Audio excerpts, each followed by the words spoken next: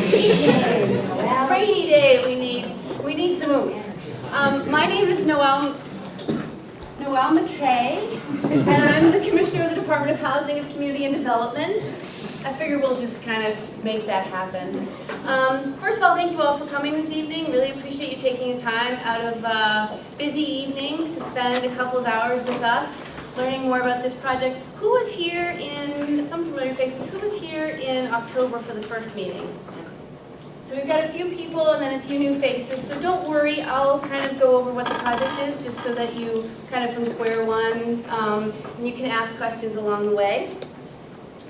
So this is kind of what we're going to do tonight. I might mix it up a little so we can make sure you get out of here on time. So I'm going to give you an overview of the projects, and then we're going to split this in terms of our team. Jeff from the Windham Regional Planning Commission is going to talk about the broader townwide policy and plan recommendations.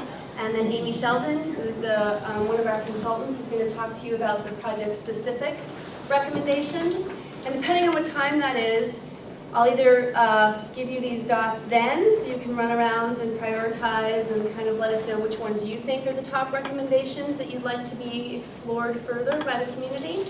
And then we'll come back for next steps, or I might flip that. Because if I flip it and you do your dots, you can leave early. Or you can stay. So I want to make sure that you guys get out of here on time. That's one of my goals always.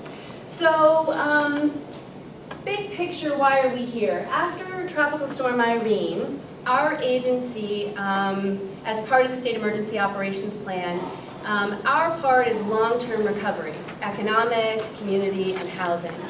And one of the things that we heard from the group that we brought together on economic recovery was that we really needed to find ways to avoid, minimize, or reduce the risk to businesses with the goal that they stay open. Because a lot of times we talk about, no offense to my A&R colleagues here, a lot of times we talk about living with rivers, but we also realize that after a disaster, if a road goes down, and even if a business is open, if employees can't get there, if goods and services can't get there, if customers can't get there, it's really a blow to the economy, both to that one business and then the broader community and also the state. So kind of listening to that, we worked with the Economic Development Administration and received a grant for the Vermont Economic Resiliency Initiative, which is what we're here to chat with you about today. And we have partners. So the regional planning commissions, and in here it's Windham, so we've got Chris and Alyssa and Jeff. Raise your hands. Thank you. And you guys probably all know them, in case you don't, which have been a team. We've also had the Agency of Natural Resources, and we have John, Marie, and Josh. River, are you guys all River? We've got some watershed folks too. Watershed. And River? You're River. Yep, so River Scientists and Watershed as well. Agency of Transportation partnered with us. And I also got the Department of Labor and the Auditor's Office involved, because I figure if the auditor is involved, then maybe he'll be happy, which is good. And so this initiative is really designed to look at where economic activity and infrastructure overlaps with risk, and then how do we avoid, minimize, or reduce that risk. So the first thing that we did, and there's a summary of that in the front. So if you want to take a handout, we've got a summary of that. It was based on a similar project that had been done in Bennington before Irene happened. So Bennington looked at how to avoid that risk. They did some culvert updates, they did some floodplain management because they had the ability to do that. And there was probably hundreds of thousands of dollars saved in recovery costs because of the work that they had done.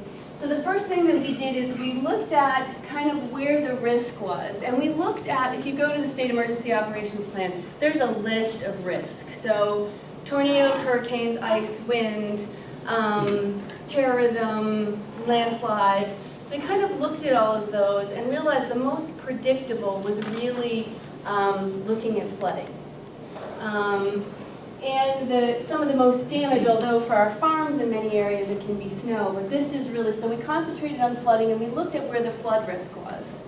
And then we looked at where kind of economic activity was in the state, and this is again a statewide snapshot. So we looked at data that we had statewide. So commercial site density, annual average wage, rooms and meals taxes, and we ranked all the communities. And then we looked at where that economic activity and flood intersected with transportation systems at risk, or sewer and water.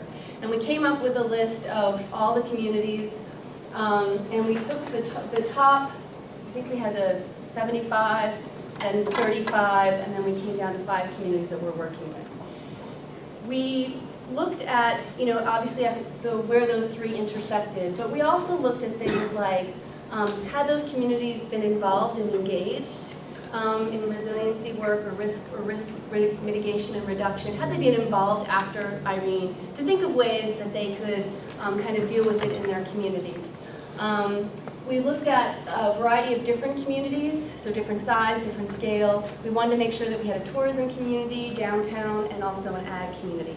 So the 5 areas are VERI City, VERI Town, Brandon, Brattleboro, Enosburg Village and Town, and Woodstock. So each of those different size towns, small, more rural, and some similarities in each and some differences in each. And then what we did is we have this amazing crackerjack team of 5 different consultants, and Amy Sheldon from Landslide. Sounds dangerous. And each of the consultants took a different community, but they also worked together to kind of be like, well, what are you finding, and what are you seeing over here, and kind of really worked together. And from what I understand, it was a really good collaborative process, because often they compete for projects, and this way they were able to work together. So a lot of good information on what's happening in our rivers and streams. And we had a meeting in October to ask folks in the community what was the risk that you saw in your community, what have you already done, and what would you like to do? And we incorporated that, especially before the teams went out to kind of walk the rivers. So walked the rivers, looked at what was happening, looked at previous studies, because I know the Conservation Commission has done a basin plan, and so looked at that, seen how things have changed, what recommendations are still pertinent, and then we came up with a plan which you'll hear about tonight. I've got copies of the report, which is the full report. So the full report talks about what we did, how we did it, and then pulls out about 8 or 9 or 13 top priority recommendations. And I've got, if you just want to have a copy of each of the recommendations, they're here. And the team did it in a way, if you're looking at it, what's the project, what's at risk, the priority, and the river scientist team prioritized this. So these are the things that we're hoping that you folks can help us with. But they prioritized it based on these objectives.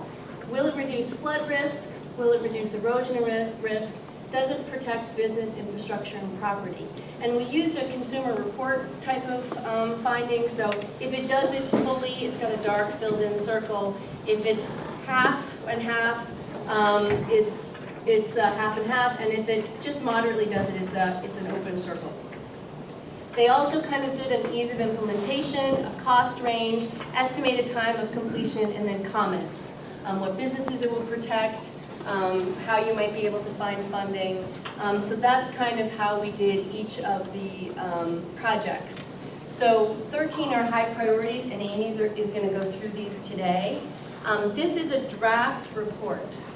So if there's information in this, anyone that was at the meeting before should have gotten an email with a link to the report. If you sign in here and provide an email, or if you don't use email, a mailing address, we'll send you a copy, and we'll let you know again where to send comments. So if you have additional information, you have additional cost information, you have what I call little p or big P, because sometimes there's a cost, like, wow, that's really expensive. It's going to take a lot for our community to pull that together. And then sometimes there's like the little p, the little political issues, that it might be some group or groups that are against one of these, or then the big P, your actual town politics, that might be, just kind of to inform. Like you need to make sure that the Conservation Commission, the Planning Commission, the DRB, and the Select Board are all on board.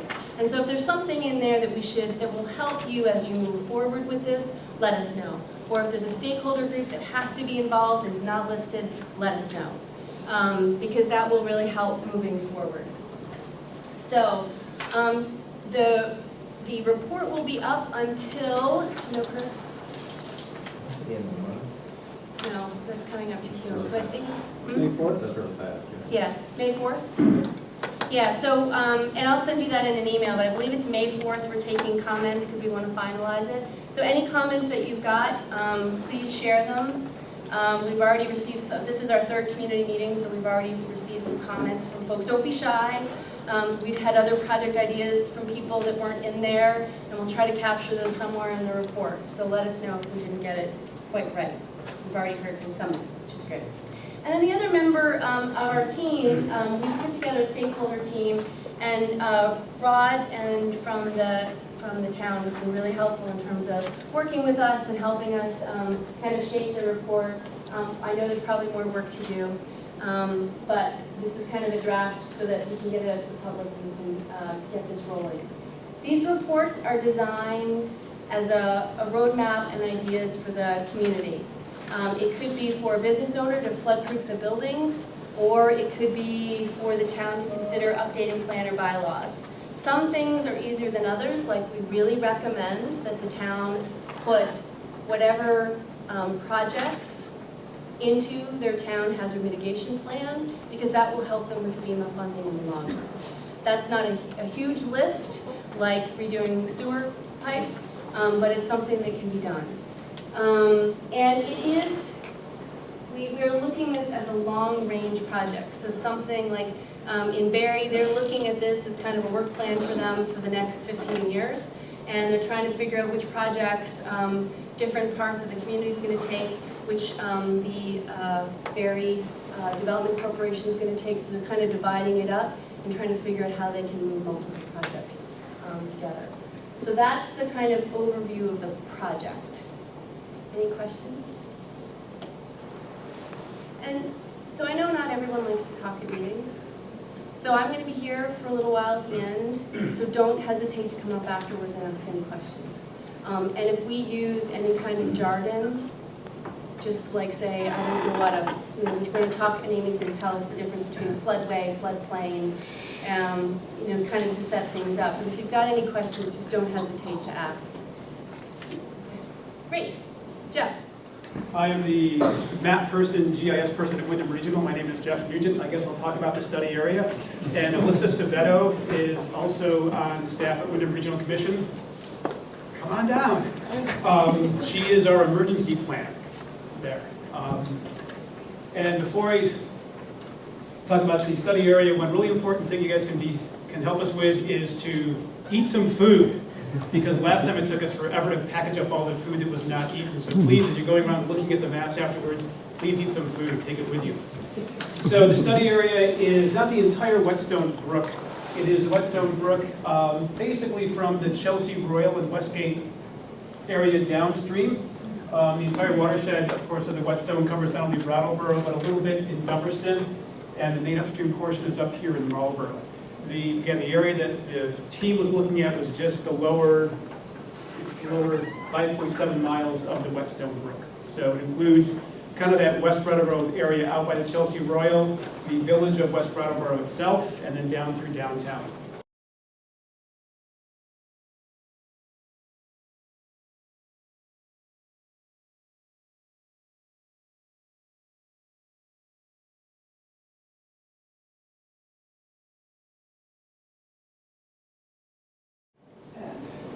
So, as Noelle said, there's a number of recommendations in this report. Before we're going to talk about those, we're going to talk a little bit about what the town of Brattleboro has done already. And I've had the good fortune of working with 2 of the 3 planning staff, not only at Windham Regional Commission, where they used to be employees, but also at the town of Brattleboro. And there's a 3rd person as well who was not an employee at WRC, but I worked with him as well. So there's 3 full-time people on planning staff in Brattleboro, professional folks. One of them is a zoning administrator who is also very knowledgeable about floodplain regulations. And So you have a lot of good, intelligent staff working in the town. They completed their town plan, I think 2013 was the most recent update. And there's a number of goals and policies and plans in there that touch on flood resiliency. They make some recommendations in terms of how development should or should not occur in the floodplain and fluvial erosion hazard. So they've addressed that. They are one of only 3 communities in Vermont that are part of FEMA's community rating system. And Alyssa's going to talk a little bit more about that here in a second. But basically, it's a recommendation of the good things that Brattleboro has done above and beyond the bare minimum floodplain insurance program. And secondly, it helps to lower the rates for flood insurance for individual property owners and landowners. And again, Alyssa will talk about that here in a little bit. Noelle mentioned the term hazard mitigation plan. This is something that the town of Brattleboro does. It's a much sort of smaller, more focused plan than the town plan, which looks at a whole host of different things.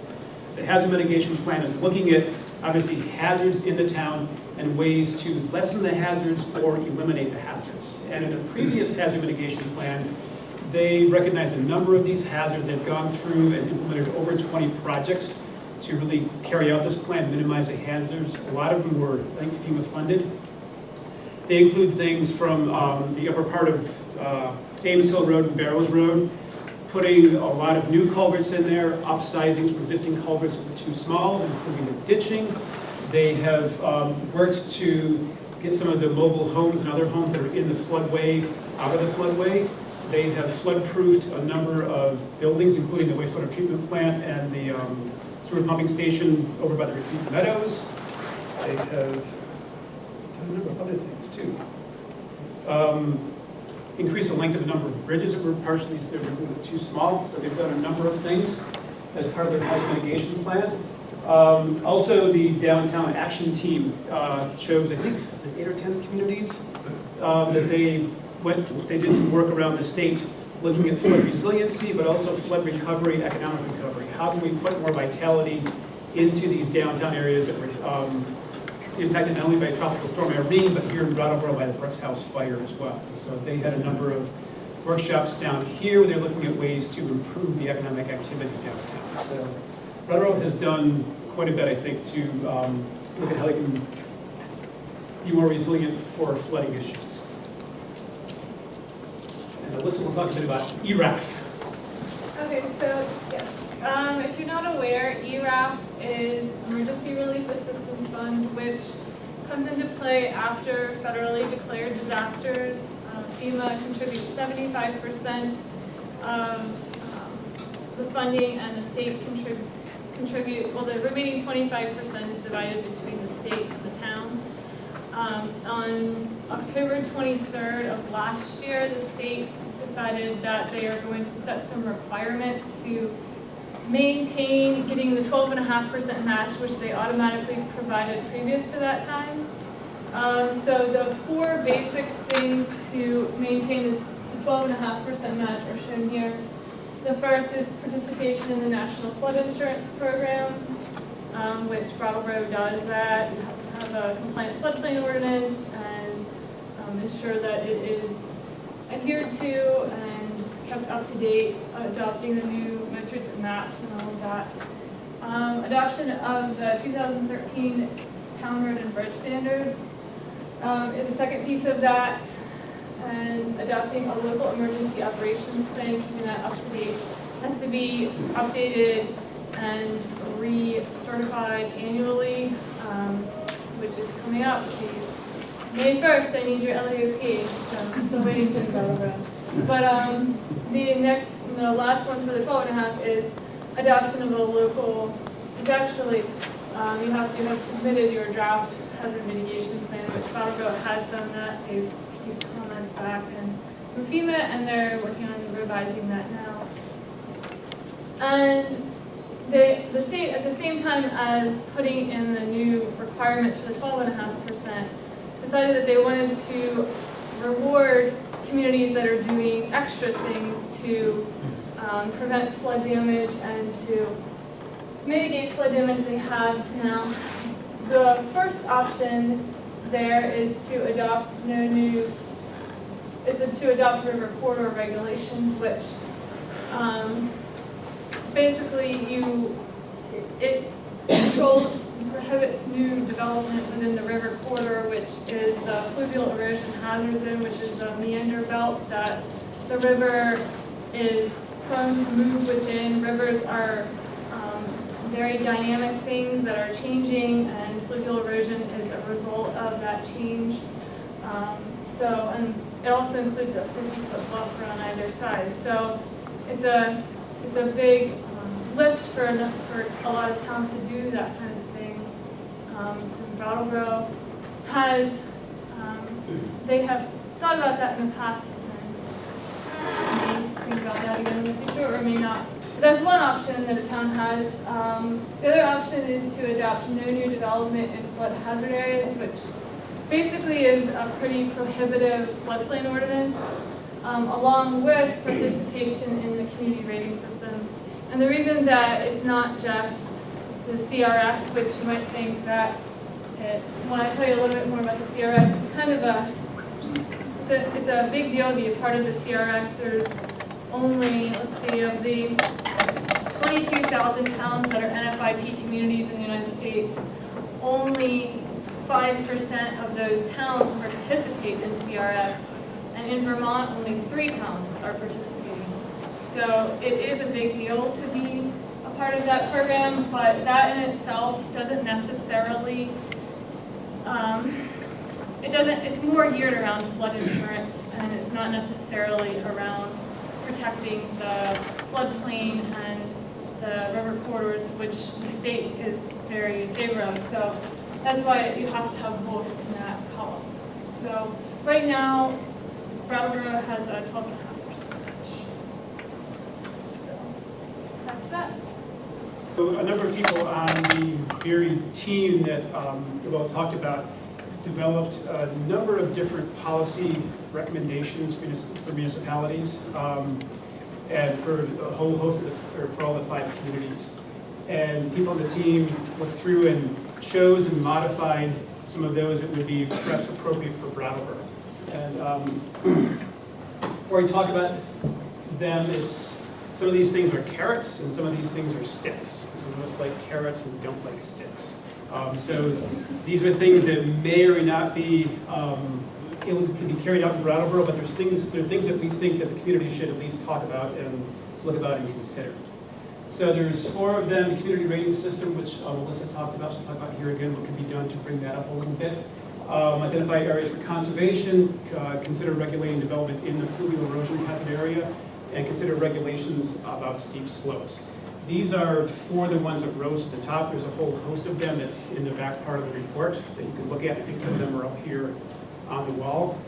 And again, it's a suggestion of the community should begin looking at these things. It's not necessarily the community must do these things, but we get things for the communities to have discussions about. So first one is to continue in the community rating system and look for a higher rating. Let's talk about that. So yeah, as I mentioned, it is quite rare to be part of the CRS.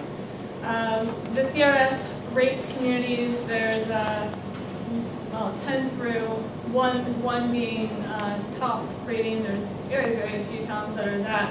But Brattleboro is a 9, which most towns are a 9. Well, I should back up a bit. It's through the National Flood Insurance Program. So participation in the CRS gives flood insurance policyholders a discount on their flood insurance. A rating of 9 gives a 5% discount. So it's a benefit that is felt by the residents, whereas ERAF money is more of a town-wide benefit. It's felt by residents, but not directly as CRS flood insurance reduction rates are. So how it works is that there's a point system that they have set up, and different things get different points, and to get to different levels you need certain points. So there's points given for land preservation, outreach efforts, educating your residents, sharing information about flood insurance. Those all give you points in the system. Elevation certificates, which are actually required by CRS communities to even participate. You have to require elevation certificates, which are basically certificates that certified by an engineer or architect that the lowest floor is at a certain elevation, which would be based on base flood elevation.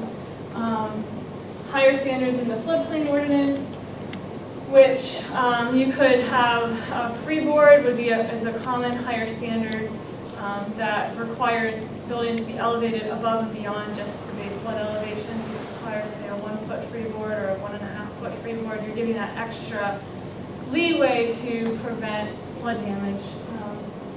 And stormwater regulations having good things like green infrastructure, use of best management practices, regulations to minimize soil erosion, that kind of thing would all be points in the CRS.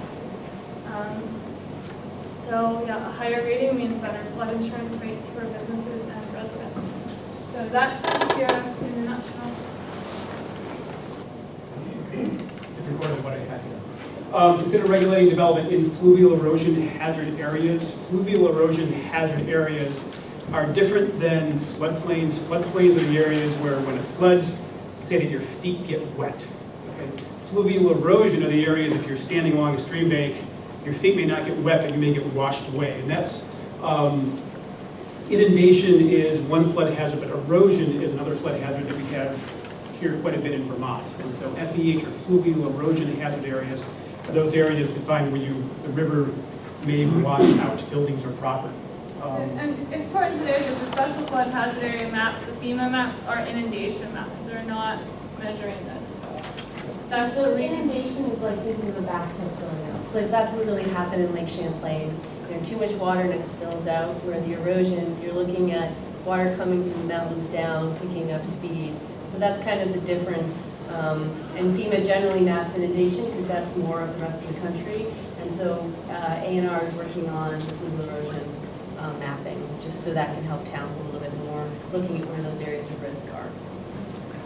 And so there are no existing regulations. If you're familiar with the homes that washed out in Jamaica, they were out of the floodplain, not in the mapped FEMA floodplain at all, but they lost 4 homes in Water Street because they were in a fluvial erosion hazard zone. And Reedsboro, those homes were what, 150 feet above the river? Probably they're pretty high above the river. So one option is to consider regulations in the fluvial erosion hazard area to protect those properties. Identify areas for conservation. There has been 2 river corridor plans that have been done in the town of Brattleboro. One is the Whetstone Brook, and the other was on Crosby Brook. And Crosby Brook is a brook that probably a lot of people don't know about. It's the brook up by Exit 3, the roundabout area. And so in those river corridor plans, there have been specific parcels that have been identified for conservation. Typically, they are undeveloped, and the idea is looking for willing landowners to get conservation easements on them. You can, 1, prohibit development in the future, so you're not going to hopefully have any issues with new construction getting flooded out. But 2, by conserving those parcels and not having development on them, it gives a place for the river to do what it needs to do to meander back and forth to store floodwaters during a time of flood. So this is not just, the watershed obviously is not just in Brattleboro, part of it's in Dummerston, part of it's in Marlboro. So conserving lands upstream from Brattleboro can help mitigate flood damage downstream in Brattleboro itself. Then finally, consider regulations on slopes 15% and greater. Obviously, steep slopes are subject to flooding. You want to have your steeper slopes, you want to retain the vegetation on there to help mitigate floodwaters. I think one of the reasons why the Whetstone Brook is so flashy and floody is because it's very steep in the Marlboro portion, and comes down and gets Brattleboro with the floodwaters spread out. So keeping those steep slopes vegetated can help minimize flood damage.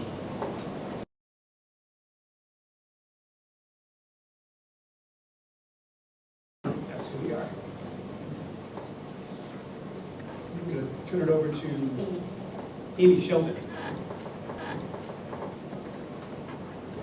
Talk about the specific projects.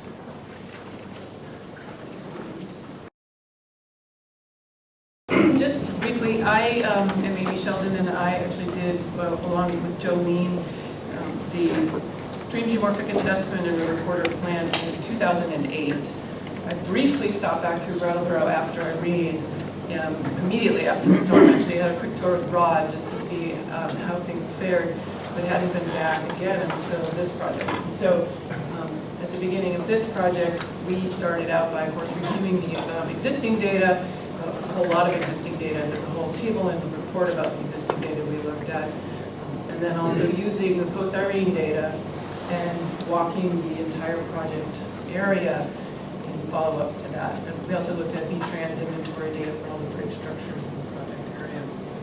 And this is a project area. It's not great, probably with the lights out it would be better, but just a few important things to know about it are that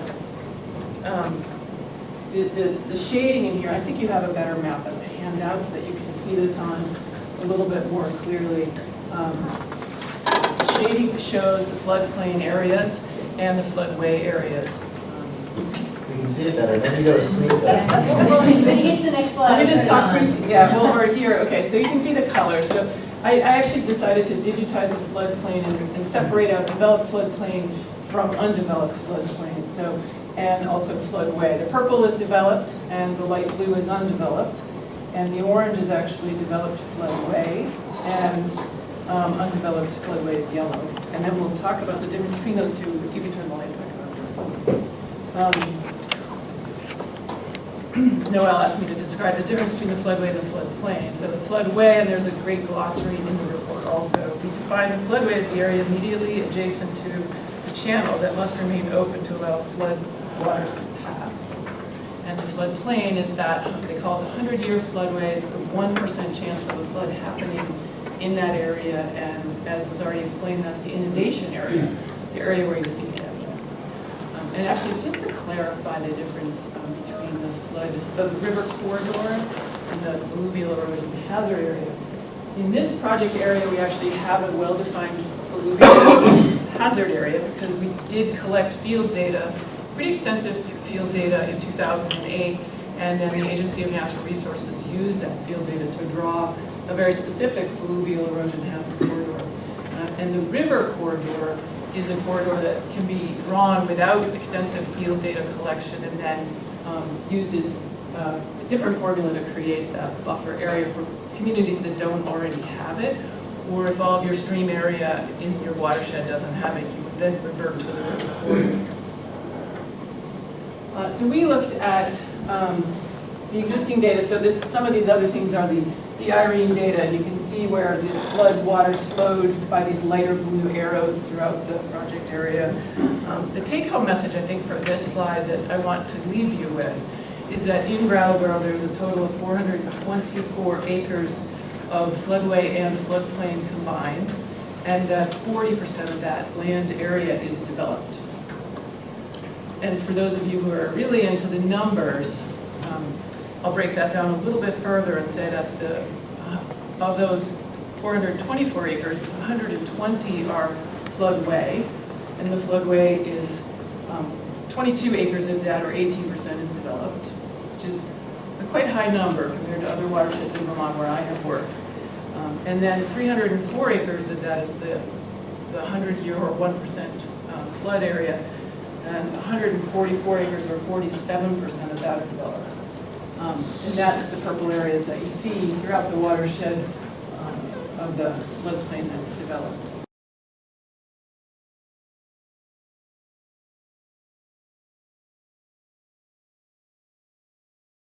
So we, as Noelle said, there are 5 of us who got to work together on this project as consulting river scientists and engineers.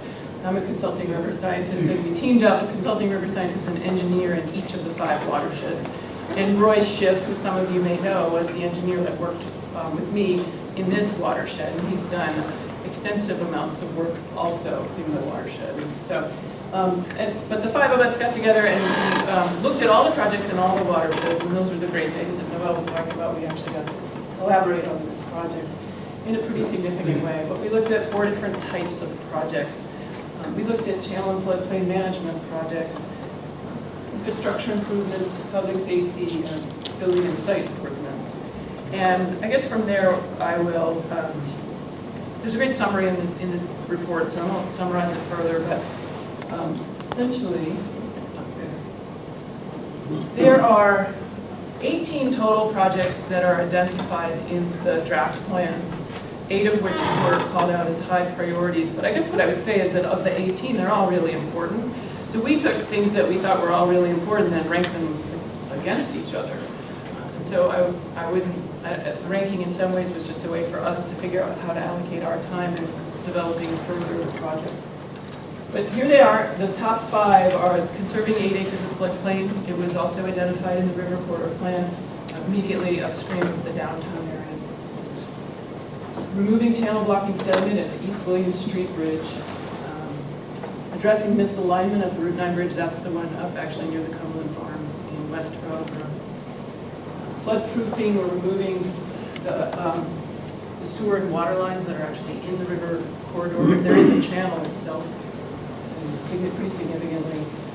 And considering buyouts or relocation strategies for those properties that are in the actual floodway. Amy, can you just say what misalignment number 2, what that means? Yes, and I'm going to talk in further detail about each of the projects, but essentially the river is, it's actually hitting riprap and then having to take a sharp turn before it goes through the bridge.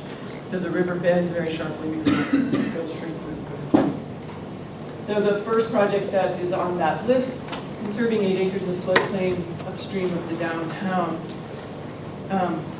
This is a project, you can see from here, it's light blue, shading is the undeveloped floodplain area.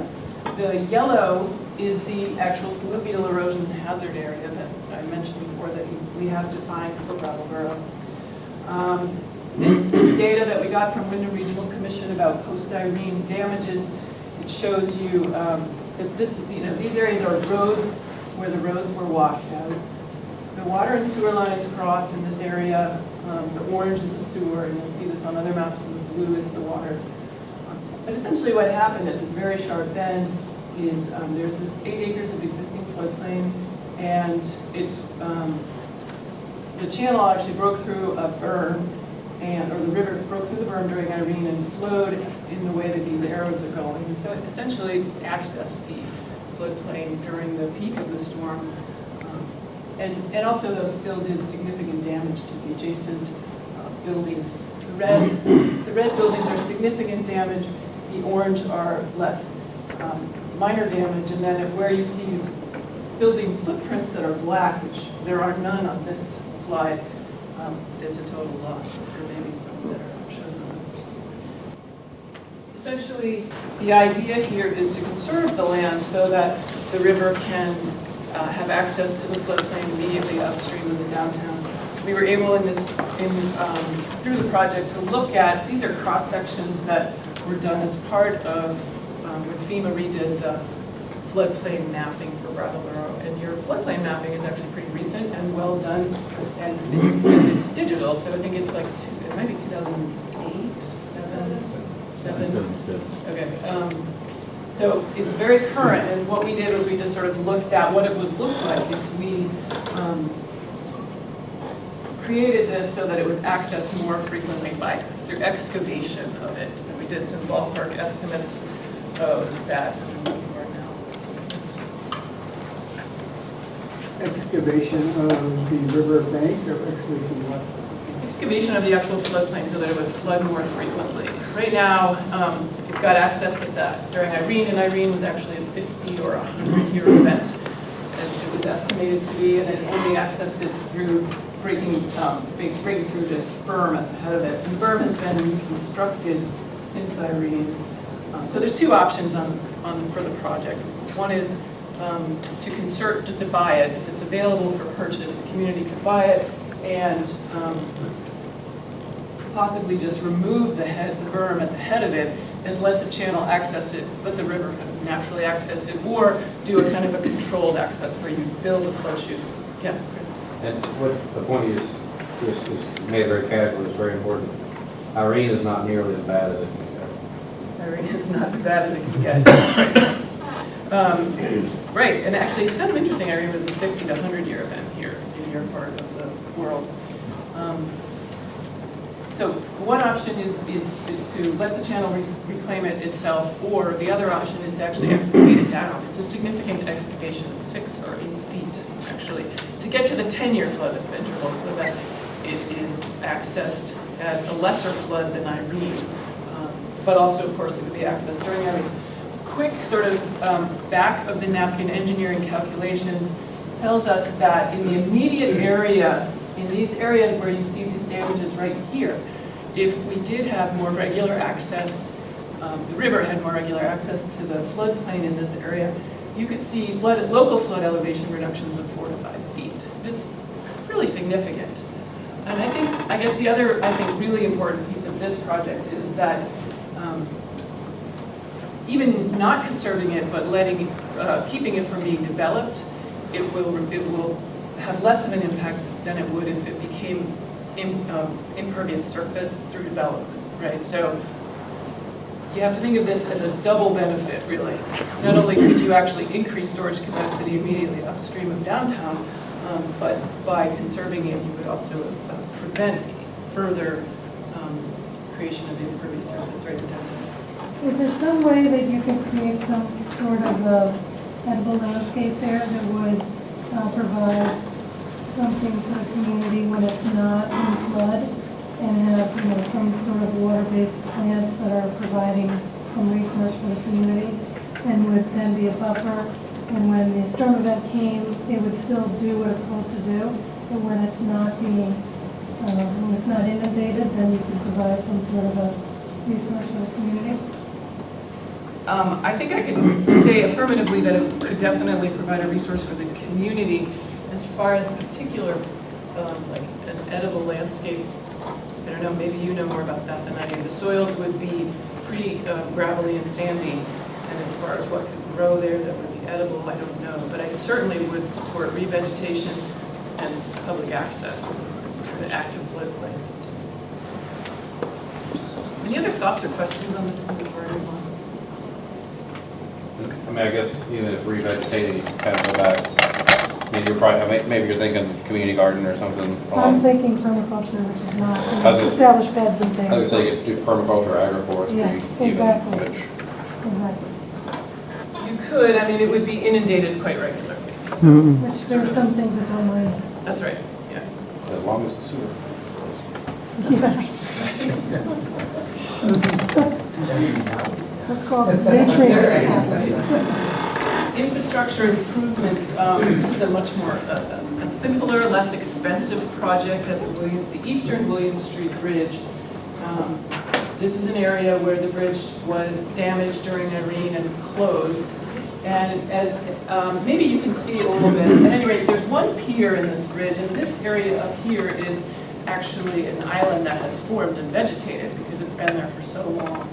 And it's a 103-foot span, which is actually pretty significantly larger than the bank full width, which is how we talk about the desired span for a bridge to be. The catch is that about 50 feet of it is filled with sediment, a big sediment flood. And it's reduced then to be less than a bank full span simply because of this sediment plug. So the project recommendation is to take this down, take this out and allow for more sediment and water to flow through during high flow events. In that spot. You're very familiar with that spot. Very familiar. There was one project just upstream of the bridge too, that removed quite a few rocks. Yeah. That used to be in that area. Just So big sort of rocks. a double, it's very, pretty clear bottom right there for about 50 feet Yeah. upstream of the bridge. They just took big rocks out after Irene. So they were removed, yeah. They were, it was dug out, I guess they were trying to dig out. Dig up the channel. We didn't dig this out. And it turns out this was I think this was also in the corridor plan, and it's also a V-Trans recommendation for maintenance of this structure to keep it from eroding. Because what's ending up happening is the force of the river is then on this downstream abutment. So this is the area where the erosion occurred during Is there any economic value to either the sediment there or if removing the sediment from the floodplain that you just had up there?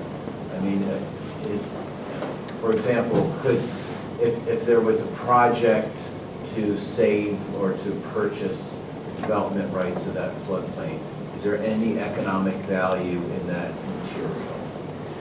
There could be, and that's usually about timing. You know, I mean, if somebody needs it, if they need good, clean fill somewhere, then yes, that's great. I think the luckiest scenario that I've been involved with on a project like this is finding a street or cheap pig to store it or dump, get rid of it. But I suppose it could be. I don't know, there's been some minor industrial uses there, so there's been storage of lumber and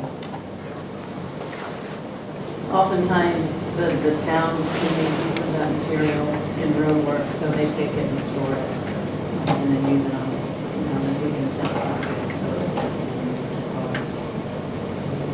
There are some projects going on right in that neighborhood where they're gonna need fill, substantial amounts of fill. So with those you can get to the same type of soil.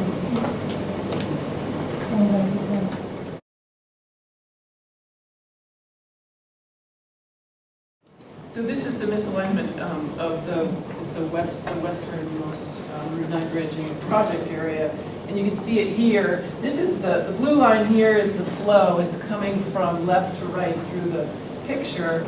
And again, the fluvial erosion hazard area is this yellow corridor. And essentially, this area has been undergoing pretty severe erosion since I was here in 2008. And had it also during Irene. But the river, it kind of is, it's eroding this bridge. The bridge is in good shape. It's relatively new. It's a great span, but it is getting impacted. And there's a flood chute right here. So there's a couple of options. Well, there's at least one option for opening up the flood chute and getting more of the flow to be aligned up with the bridge. What's a flood chute? A flood chute is, well, it's kind of exactly what it sounds like. It's an area where periodically the river will access it at high flows, but during most of the year it will be dry. So, and you can see a lot of the Whetstone Brook was historically straight. And what's starting to happen is it kind of naturally wants to regain a meander bed, which is, this is sort of one side of a meander bed that's taken here.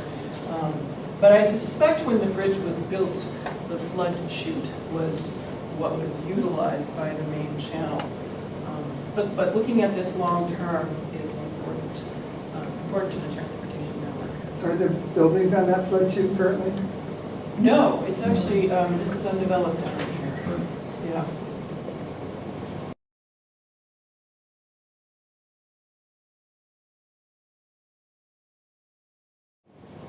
And you can engineer those. If you go to Allstead, that's a really interesting project that a local watershed committee and Trout Unlimited pursued, where after the big Allstead flood, they basically utilized the flood chute and its access, and there's another culvert that they added in addition to the bridge, so that during a high water period, that flood shed is, or that flood chute is reused. And so there are lots of things different approaches that you can take to improve the resiliency of these different structures. I don't know if this would be, I don't guess you've got the room for like what they did in Allstead, but there are different kind of creative solutions that you can employ, including even just making it easier for the water to run over or around the bridge during periods of high water. You're going to have to shut it down anyway. You basically armor that approach. Again, I don't know if that's appropriate for here, but there are lots of different ways to get at this without necessarily having to replace the entire relatively new bridge. Right, there are. But reduce the danger that can cause if it gets plugged up with sediment and debris. That's right. I actually worked on a similar project in Ripton, where we opened up another little flood chute to the 10-year flood interval, and then protected the village with pretty extensive riprap. And it's actually working really well, and it held up great during Irene. So we sort of build these things and you think, well, might work. But it did work, and so you feel more confident making a recommendation like this one. Just from your survey, did you have a sense about to what, and Rod, maybe you guys did, but to what extent the alluvial fan upstream to that, or the channel filled in with more sediment, or is it still about the same? Is the stream still about the same elevation it was before? I don't know. The most part.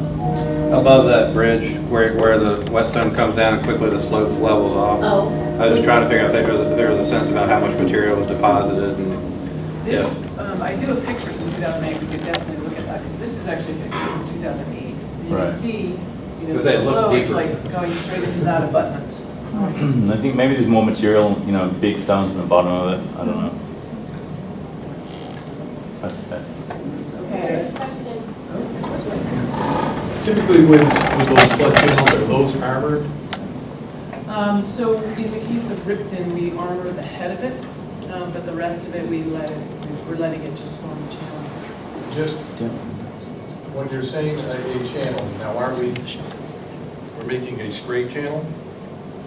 In this case, we would definitely, we would be straightening it somewhat in order to avoid this. I mean, my concern here is obviously that the river's going to take out Route 9. And so in this case, we would be making a compromise to our standard desire for letting the river do what it wants to do. But now it seems like a catch-22 to me. Now you're first saying you want it to meander. Now we're changing direction. We're making a straight chute. So now we're increasing that water speed now. So when the two come together downstream now, you've escalated the water again. yeah, it is not ideal. And I think the way it's worded is, to also consider realignment of the bridge, right? So you could do either. But the economics of it would be such that I'm guessing that utilizing the flood chute would be less expensive, significantly. But you could definitely do either. Yeah, I mean, you bring up a great point. But one of the things we're looking at is,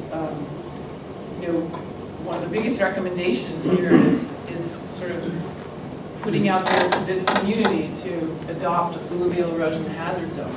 And then when you do that, I think, from my perspective, you then also say, well, there are places where we're going to have human infrastructure. And that there's actually remarkably few places in the Whetstone and Route 9 cross. It's notable how little Route 9 is actually is part of that development that is in the floodway or floodplain. So, yeah, it's a compromise. And that's a big point that we need to make sure we put in this recommendation.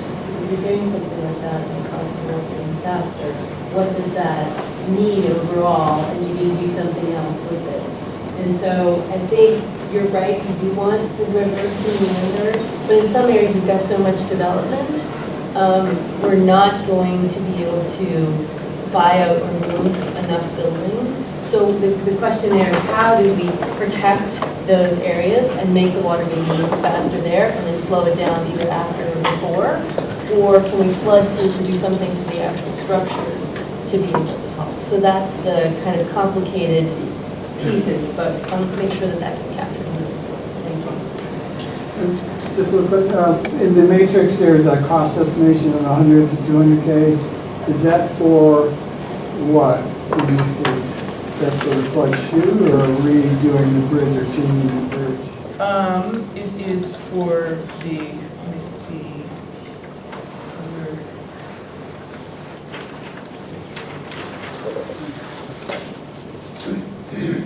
Not for a bridge.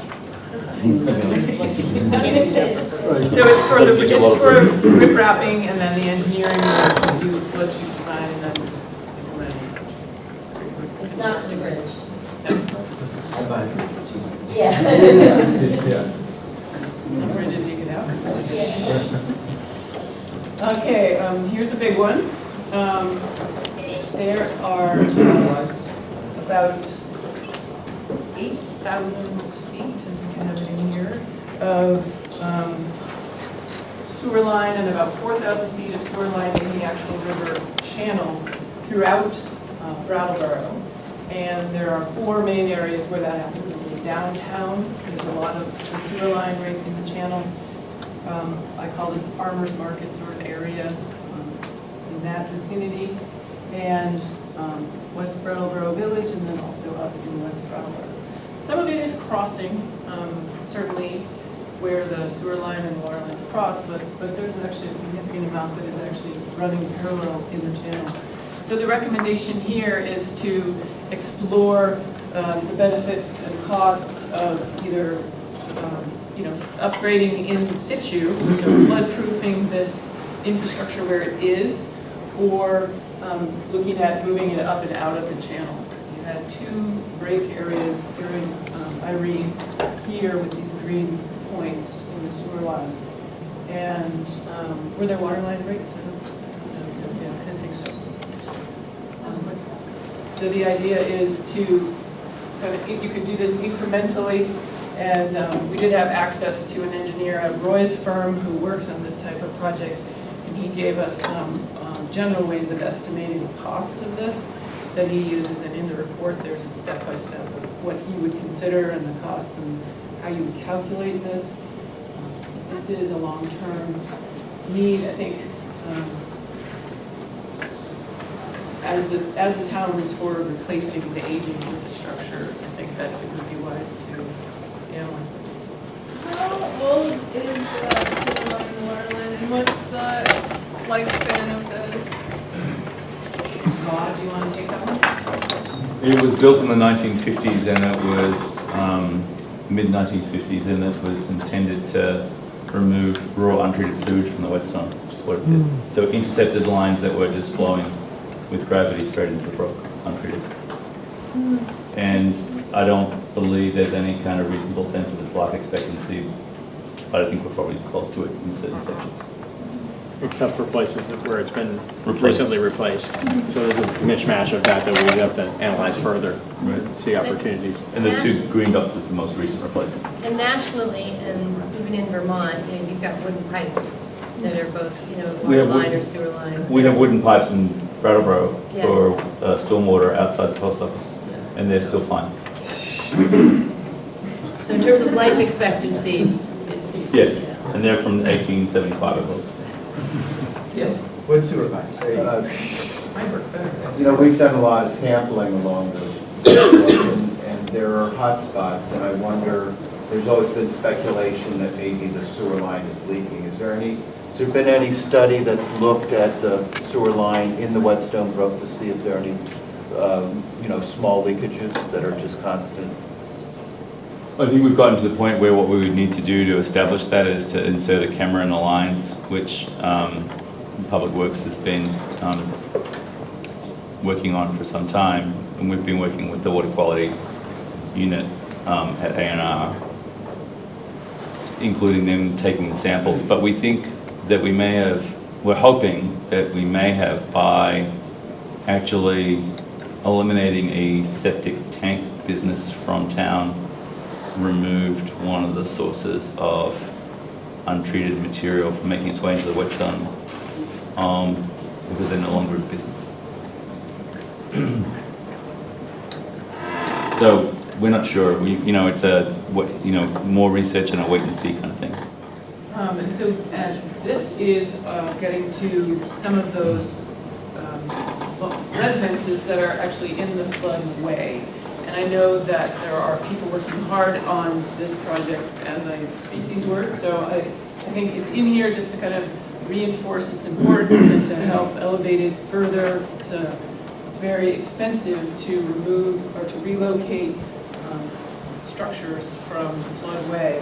But this map actually does get into showing you some of the properties that were completely damaged, destroyed during Irene in black. And then the red ones are the red and orange ones are the ones that are recommended for being removed from the floodway and relocated. I guess it's important to note that the reason that we do this is to increase the channel and floodplain capacity. To get people out of harm's way, first of all, increase the channel and floodplain capacity, and also provide storage for debris and other things. Ice out happens. And really, this is focused on the most vulnerable properties, but there are other properties that are also active floodplain.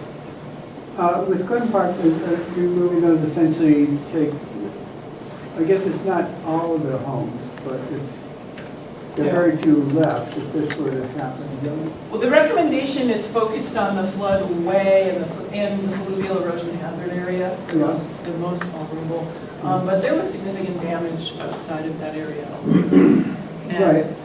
So, I mean, if the recommendation to went forward, there'd be some left, but not too many. The upper half dozen, 6, 7, is that right? Right. Well, I don't know, it's more than that. It's like kind of all these, I guess.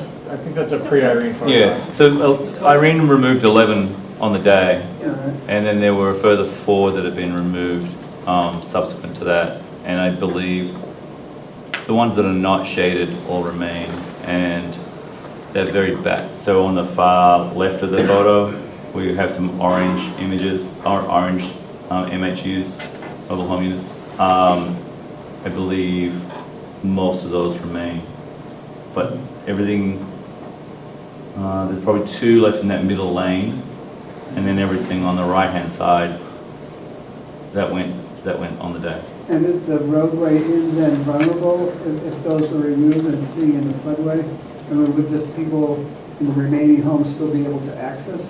That's a good question. So the road makes a kind of a loop, and there's a little, again on the left-hand side of the photo, it kind of it just ends, and there's a grassy area that you could just as easily turn into a road and then make that front part all, you could rip up the road basically because it's not servicing any mobile home units. You could access all the mobile homes from that back section, of road. There's a narrow point just as it meets the bridge. There's kind of a bridge as Glen Street kind of hops the brook, or kind of makes a corner around the brook. There's a little, that bridge in, and that's a low point as well. So I would hazard a guess that under hazardous conditions, the fire department would order an evacuation as a matter of course, mostly because of the population, which is elderly and frail and has a dependency on oxygen and other things that they couldn't access easily. Now you can see the idea at all of moving people out of harm's way, and I'm not sure if there's anybody from Mountain Home here, but in the costing out of how much it would cost to do that, I know there's the cost to buy out, there's cost maybe to relocation.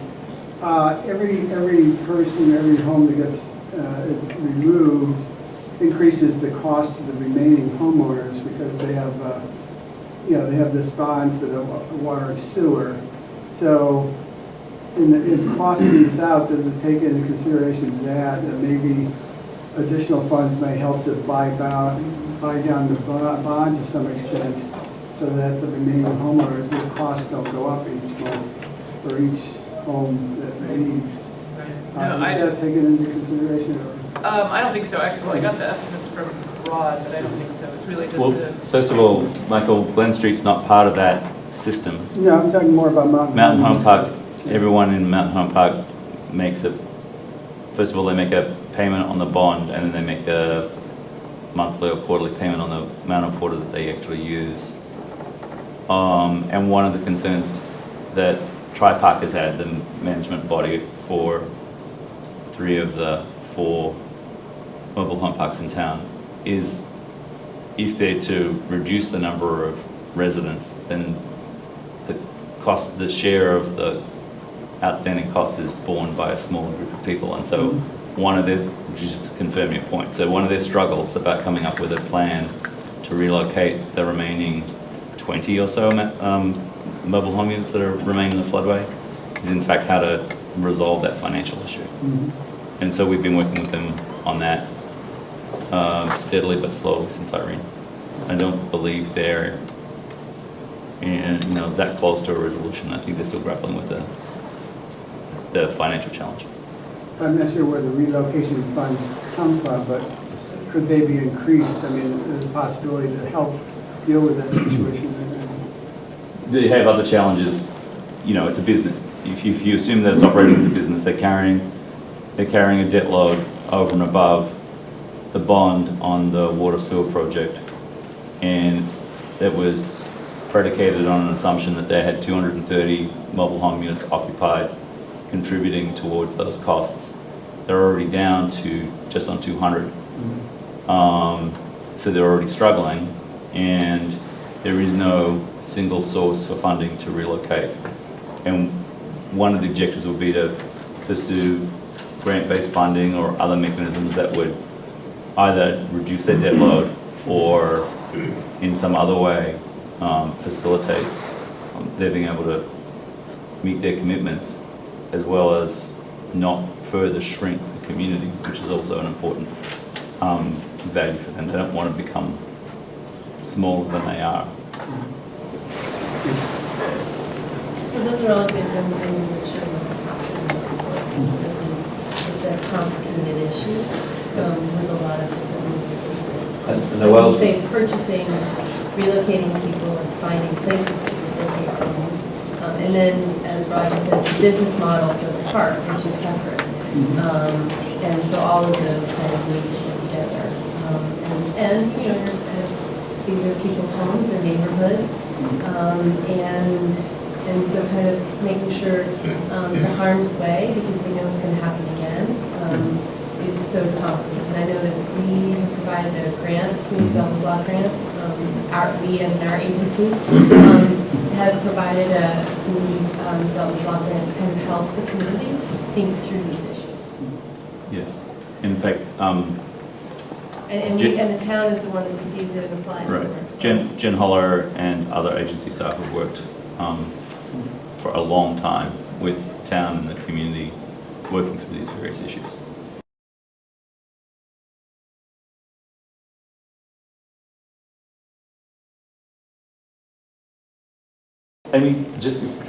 It's not on that slide, but I should say the important and good news is that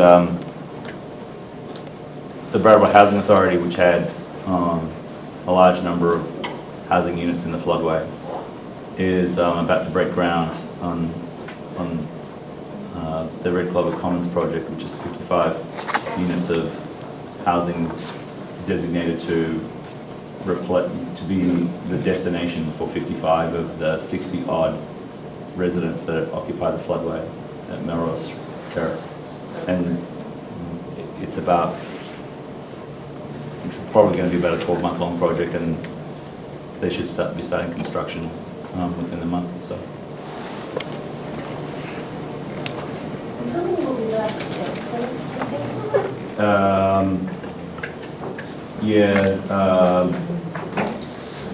Just over 20. And then they have offices and maintenance operations as well.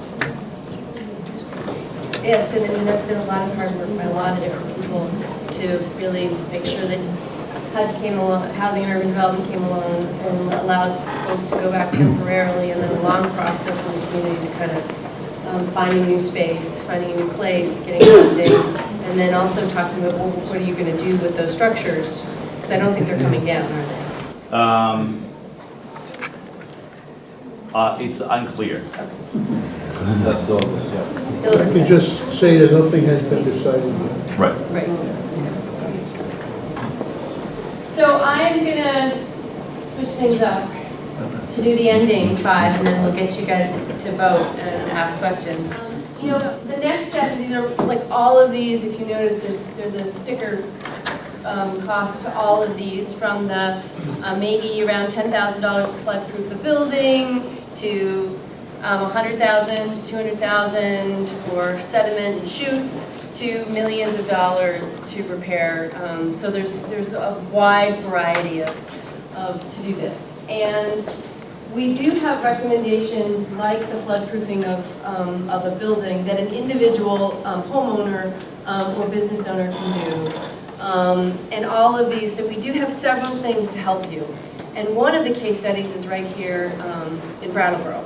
So we've got building, we use the youth theater on how to flood-proof the building. And that's up here.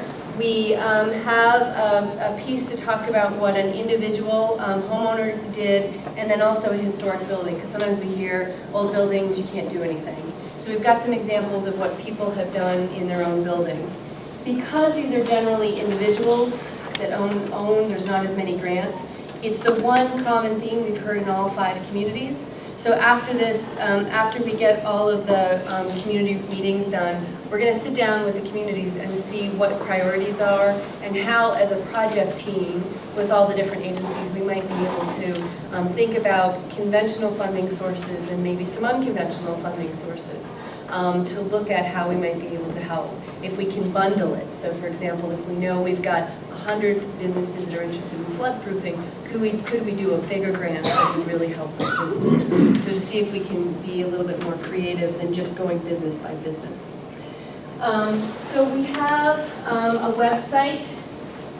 If you just look at the Agency of Commerce and Community Development, accd.vermont.gov, strong communities, we have a whole plan today for tomorrow's flood that have a lot of good resources for folks. And floodready.vermont.gov also has a lot of great information, especially for towns and examples of what you can do. In the back, we have a funding directory of different types of projects that have been funded and where you can go for funding resources.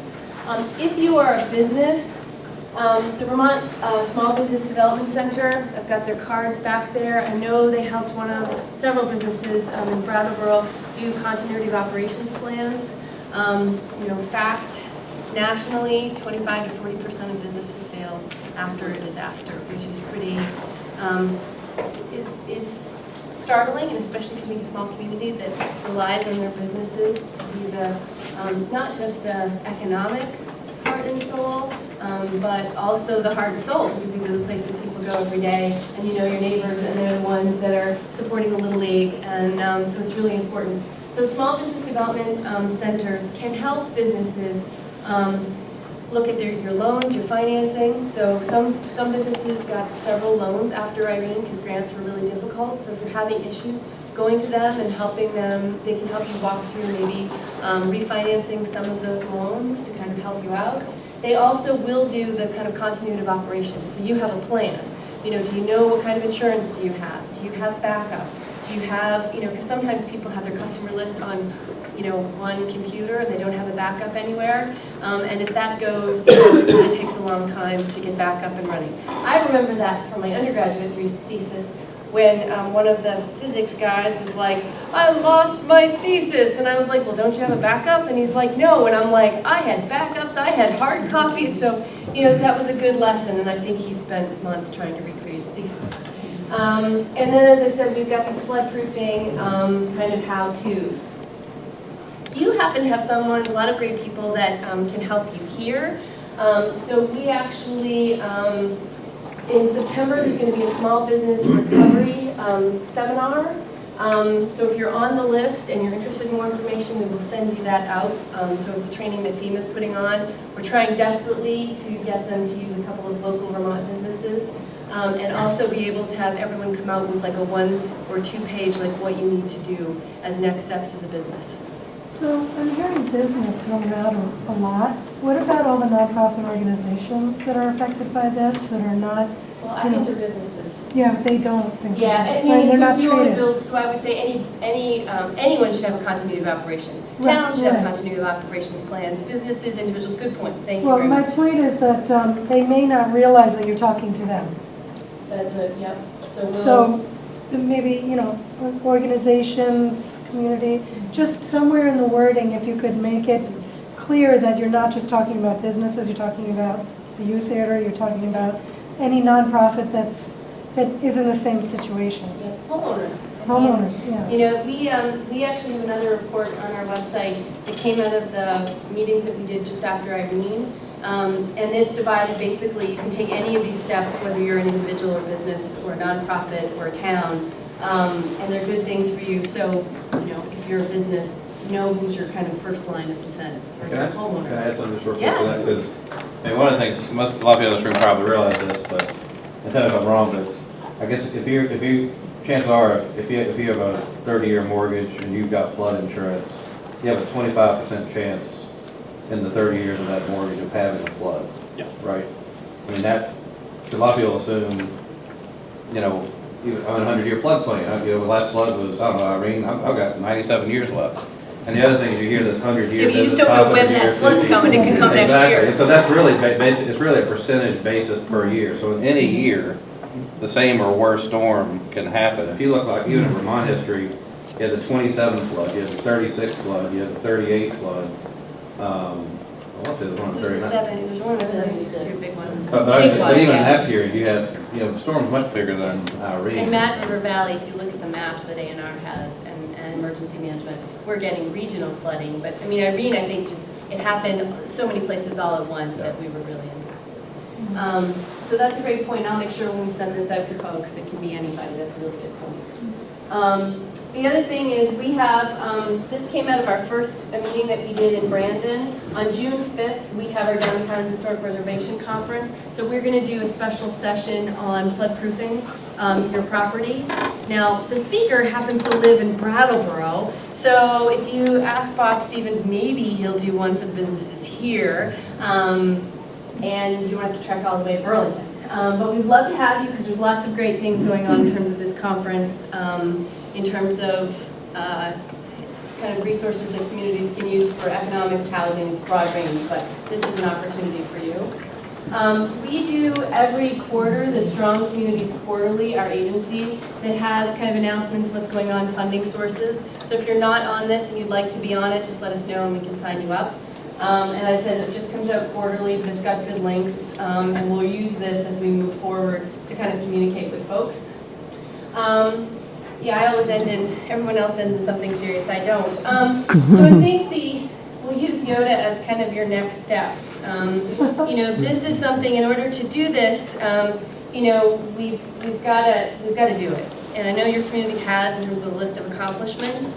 And there's lots of support. The team that we put together, as I said, between the regional planning commissions and natural resources, transportation, and our agency, there's a lot of people, as I said when we came around in the months after Irene, we know this recovery is going to be long-term. We know thinking about stronger, safer communities is going to be long-term. And the state is still working on this in a variety of different ways. Whether it's through the regional planning commissions and some of the planning that they're doing. I know you guys are going to be one of the transportation resiliency studies as well. So there's lots of opportunities to move forward. But we need your help. So this gets you out kind of early where you can chat and ask questions. Everyone gets 6 dots. And all of the recommendations are on the wall over there. And this kind of helps get a pulse of which you think your community and town, because a lot of these are directed towards town, should kind of consider for further investigation first. So if you think about it, you've got up here probably 30 recommendations. What are the top ones that should really be considered? And this will help us as we get together with all these communities to think about which ones we should look at, kind of helping funding sources or kind of do that brainstorming. So you get 6. You can put, the colors don't matter, you've got different colors here.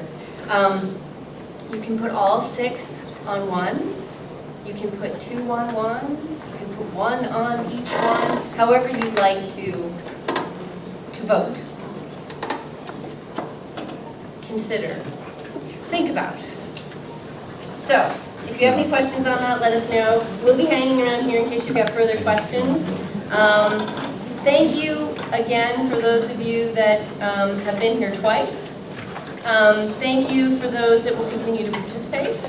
And thank you for taking time out of, I know what is a busy, active lives to come and join us here this evening. And do not hesitate to call or email.